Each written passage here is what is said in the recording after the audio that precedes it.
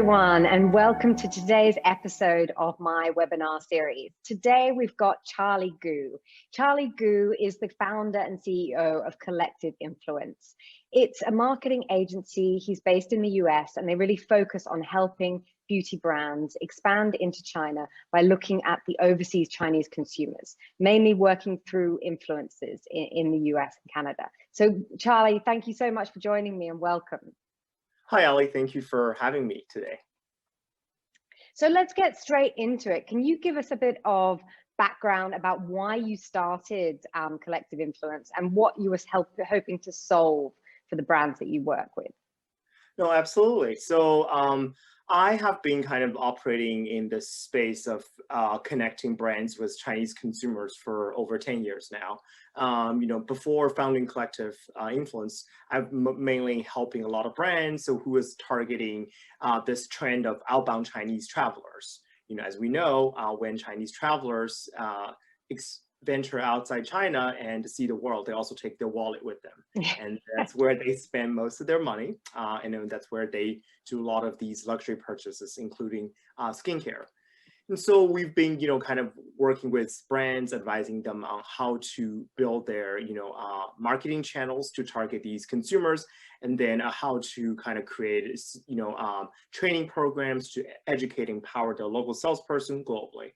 And about 3 years ago, I start to see this trend of, cross-border e-commerce start to emerge. Mm-hmm. And as more and more brands, are able to go to China directly without even have to open a store.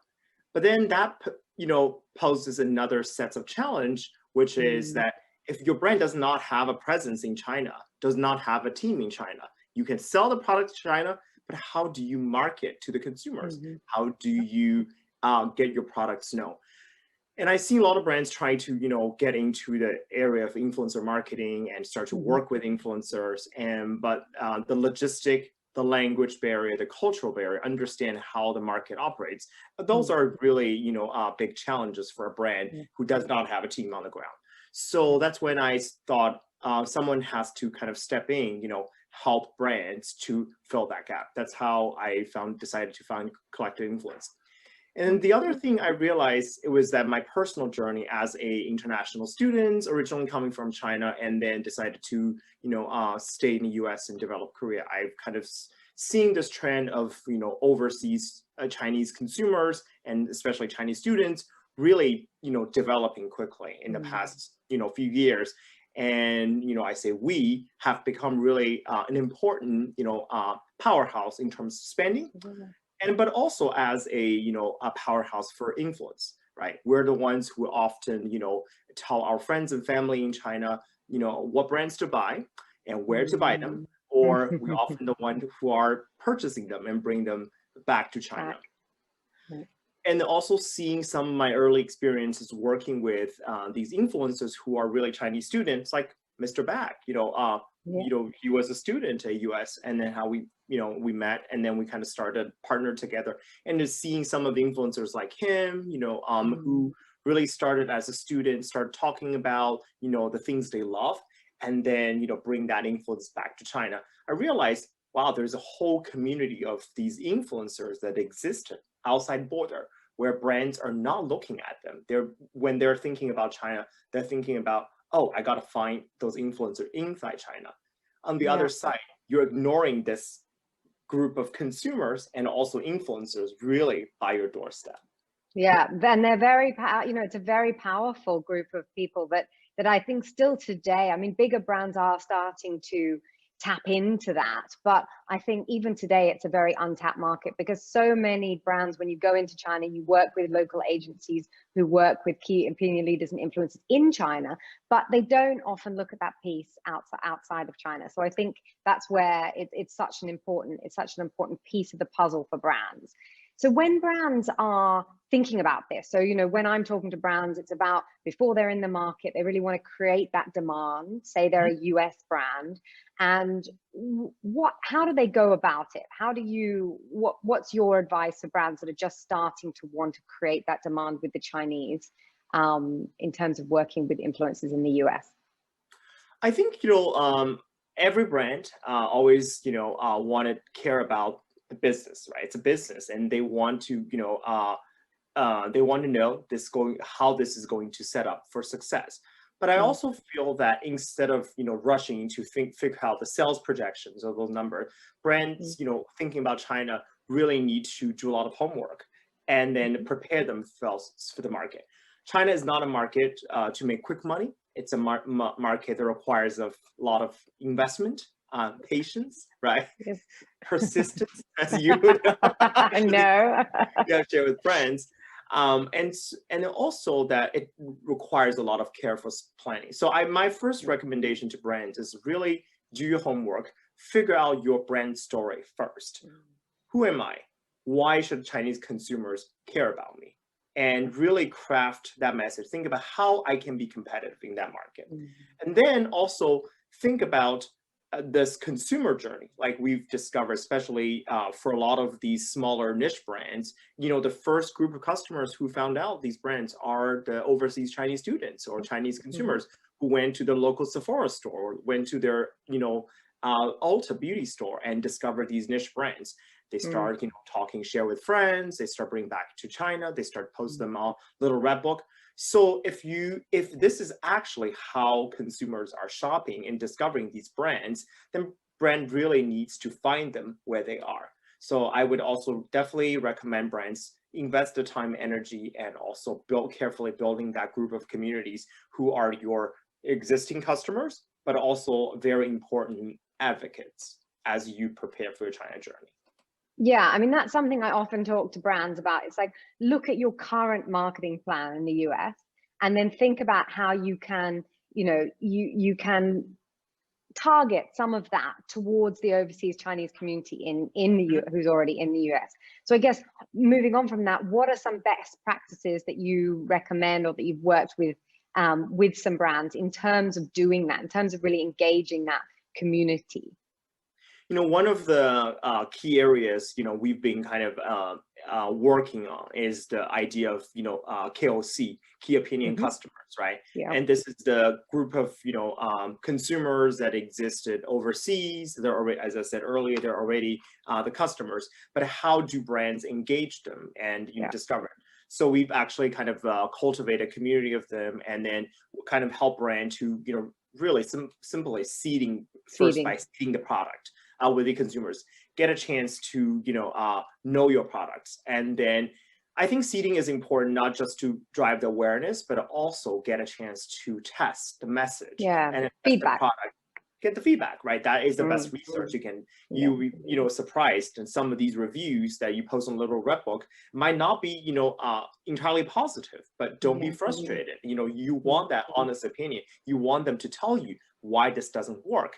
It is the fragrance, it is the formula, it is something that, or the price point. They'll be honest with it. I think getting that message right is very important.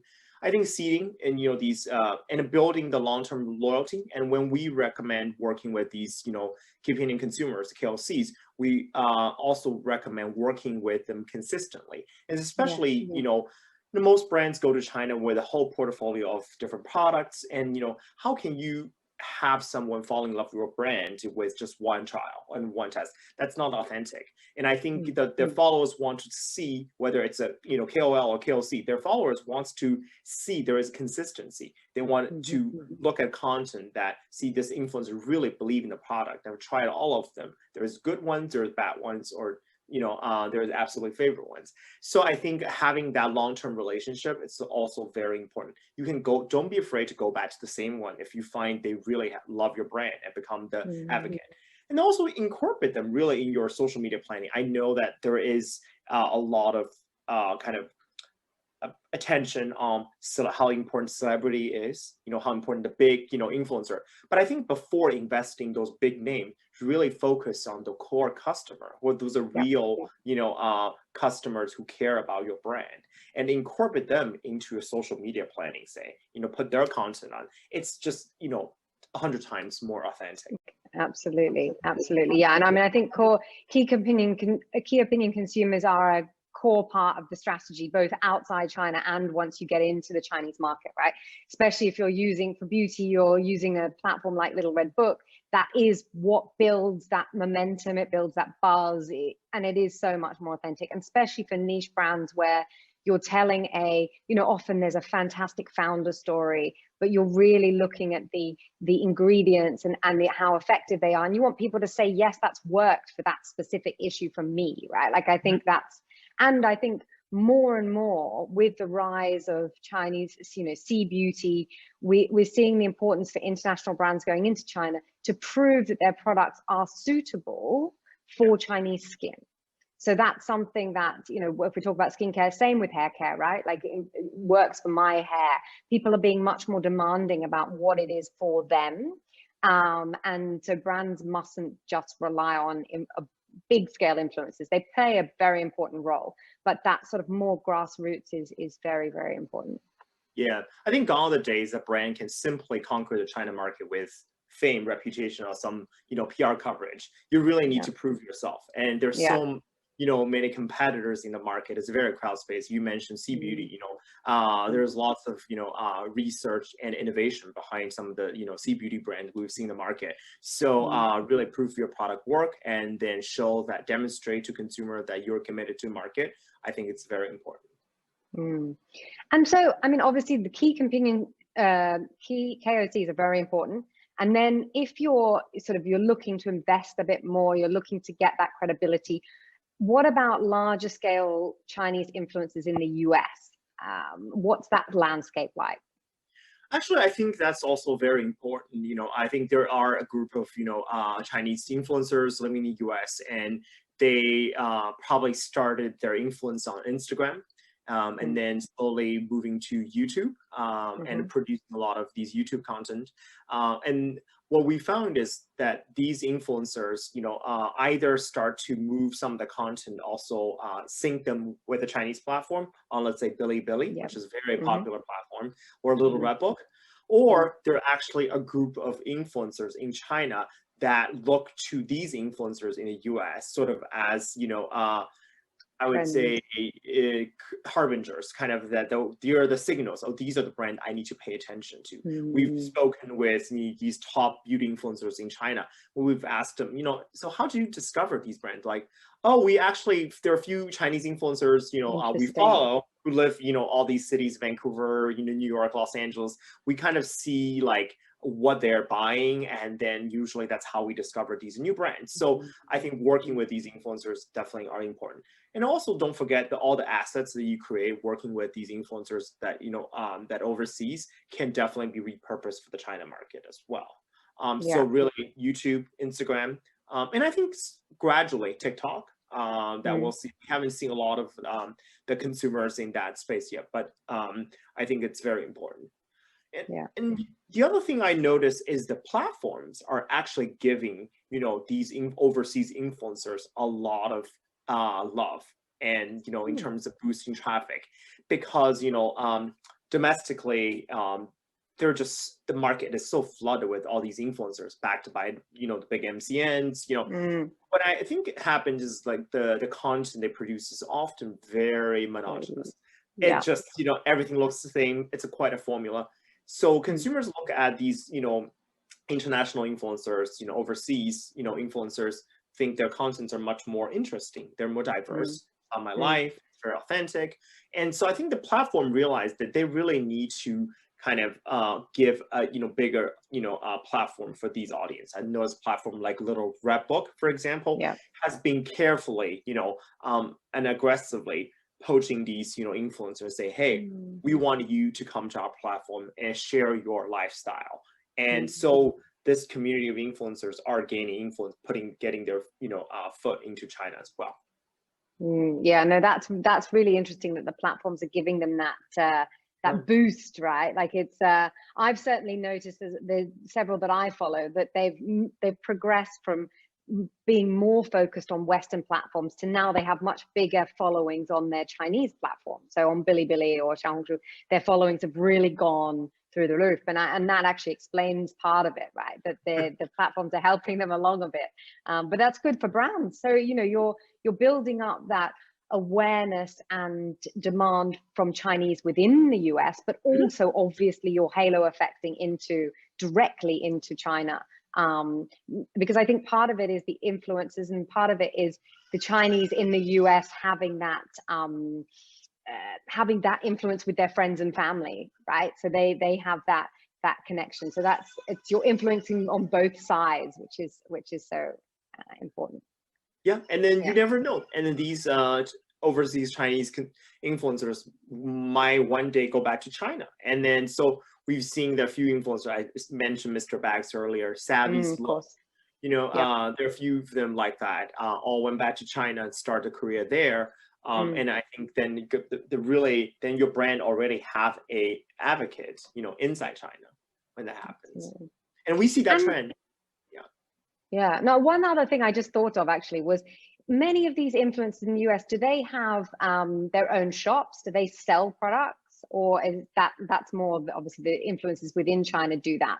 But what about the US ones? Do they do that? I think the ones, you know, right now, the Chinese ones, they don't. And I think for various reasons, they often are a one-man shop. You know, they kind of like start posting these content out of their interest.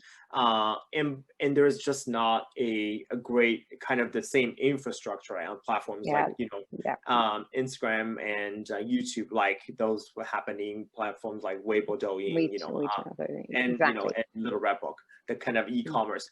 I think certainly, you know, Facebook and, you know, Instagram are trying with the shop function, and we know that TikTok is making some moves in that space. So certainly, I think that will improve.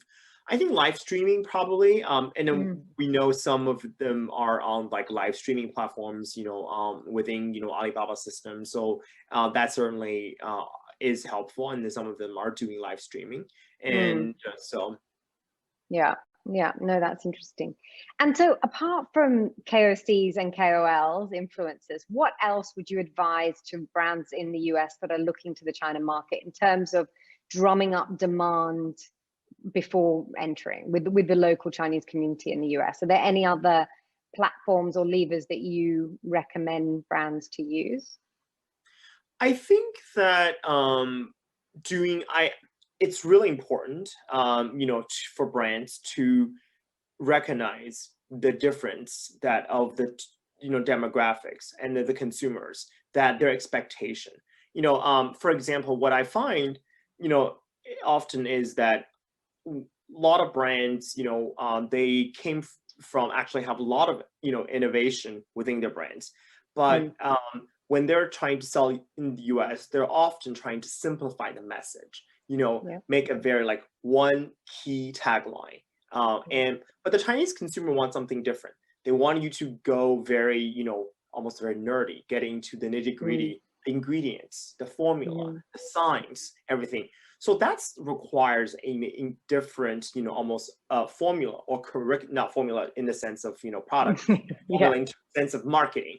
And that, so don't use, you know, what you expect, what you do here, and then take that to China. Really think about time, prepare all those. Do you have a director of education who can help you prepare those, you know, educational materials? Then that can be translated and localized. That can give to whoever you were talking to, right? Figure out the brand stories, and then think about how do you, you know, redefine the messages, and then the localize again for the Chinese social media. I think those exercises definitely, it's painstaking, but I think it's definitely worth the effort. Don't just rush to say here's, and then you'll be bombarded with questions and say, what is this? What about that? And then that would just kind of show that your brand's lack of commitment. Yeah, I think it's very, very crucial to have a very clear strategy in terms of your messaging, because when you go into China, and when you go into any new market, but China is particularly complicated, you will have different partners and you will be working with lots of different influencers. You want to be able to give them, I have a thing called a master document, but I feel that brands, it's like a one-pager. Brands need to nail down these messages. They need to be able to give this in a consistent way. The market is so big. It's expensive, as you've already said. You want to be very targeted with your message. Now, and that doesn't mean simple, to your point. I think that's really important point. It's not dumbing it down at all. It's just making it very clear. And then you need obviously to have the backup. And I think that's where things like, with science, science is very important. Looking at why those ingredients that you use actually work. You're not just talking about natural ingredients, you're talking about why they work specifically for that. Everything has to be very targeted, because the Chinese consumer is so well educated. The one that we're talking to as Western brands going in, mainly first, second tier cities. I know that is developing, but focused on that type of consumer. They're so well educated when it comes to skincare that we have. I think don't underestimate that, right? Like that's so important not to underestimate. Don't be afraid to be very nerdy about it, and they want to hear about the story and want to hear about all the research behind. They want to even see references, a research paper that point to that the efficacy of the product, right? And I think the other thing I feel is really important is take the time to do the research. Kind of like you mentioned that you have a kind of these questionnaire help guide the brand. Also identify the potential challenges, the landmines, and don't rush to I think say, okay, I need to get into the market right now. I always think you only have one chance to kind of make a first impression. So that first impression is extremely important. So take the time to prepare yourself. For example, if you've just prepare a product, got the distribution figured out, find channel, but also think about, do you have all the paperwork? Do you understand what is the the legal ramification for some? The Chinese legal landscape changes quickly. Especially the cosmetic industry is heavily regulated, and there's almost new laws and regulation coming out daily sometimes. daily shifting. So how does that affect one, how my brand is going to operate in the market, also how I'm going to promote myself? For example, we recently discovered that you can sell a brand in clean beauty brands. I know you work a lot of them, and in China you can sell them through cross-border, right? No problem. But for you to promote the brands, working with the influencers and do paid promotion on the platforms, a lot of them require your official registration within the Chinese government. So a lot of brands didn't think about that until the time come, they have to do the promotion, and then realize they can't do the promotion, but they're already halfway in the market. So these are the things that's much better to identify before and figure out and prepare for it. Yeah, absolutely. There's a lot of preparation that's involved, but I think it's important that brands know that they can start to create that demand with the Chinese audience before they go in. And that's why that community in the US is so important. Overseas Chinese and people like you're both an operator, but also you're a target. You're a Chinese living in the US that has those links back to China. So I think that it's great to be able to hear from you directly about that. So if people want to get in touch with you, what's the best way for them to do that? They can drop me an email. It's always the best, or send me a message on LinkedIn. Okay. And I'll put the details below. Awesome. Yeah, that's we always love to talk to brands, just even kind of hear their stories, and and I'm always very honest with brand. And I think that if we feel that you're not ready, I will tell you. I think to me I think it's really important to be frank about this, because I think not it's all about timing, right? And then maybe some brands are maybe not ready, so don't do it now. And to think about the platforms, maybe this particular platform might not be your best solution if you're really small. And the other thing I want to add is that there is this myth of 1.4 billion people, but at the end of the day, your target customer in China, it's a tiny fraction of that number. Don't be obsessed with that big number, and you are really focusing on small groups. So don't try to target everyone. Really focus. You kind of mentioned that earlier, but I think find out who exactly that ideal customer is. It's super important, and it will save you a lot of time and money. It's kind of like I call it acupuncture marketing. I like that. I love that. It's definitely like acupuncture, and you've got to be real. And that's something that a lot of brands overlook because I think the industry and operators always talk about the opportunity of the market being so big. And of course it is big, but actually, you can get completely lost in that if you don't find people that really are going to be interested in you. So agree. Yeah. Read the fine print. The stock market is full of opportunities, but mind your own risk. Love it. Thank you so much, Charlie. That was a great conversation. I'm sure people will be in touch, and thank you again. Thank you, Ali, for having me.